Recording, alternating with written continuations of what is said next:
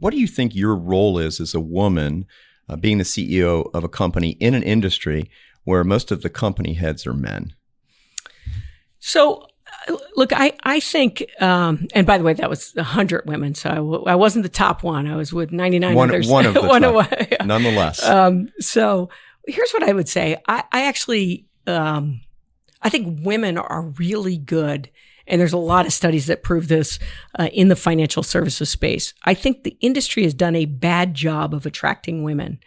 And my daughter, when I was asking my daughters whether all my kids, are any of you going to follow me in the business? And my daughter said, "Oh, Mom, no, I want to do something that helps people." And I'm like, "Are you kidding me? This is something that really helps people." Like, and I go through if people want to retire or they have a special needs child, whatever, like this is the business to help people.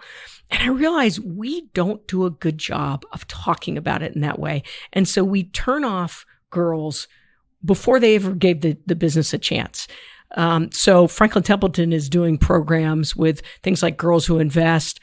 We have a program because the same issue actually is with many underrepresented groups. So we have a program with historically Black colleges and universities, because you can't see yourself in something if you don't actually relate to people in it. So bringing them in as interns, either in high school or college, and doing a program to try to attract people in it. So one is trying to change that pipeline into this business. But there's some fundamental things. I mean, I now talk, only 2% of venture capital money goes to female entrepreneurs. 50% of the population gets 2%. And oh, by the way, the studies have shown that they have twice the returns of an average VC fund. So 2 times the returns. And there's a lot of reasons why that's probably that case. But I think as a female executive in this space, I can be a bit of a voice around that.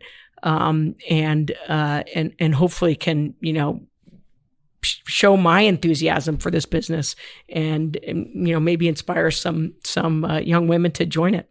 Which I think is phenomenal, and keep it up. So you talked about DEI, which obviously is a hot topic right now in every industry. It's very top and relative to the nonprofit industry, both from a board standpoint, whether it be from the orchestra.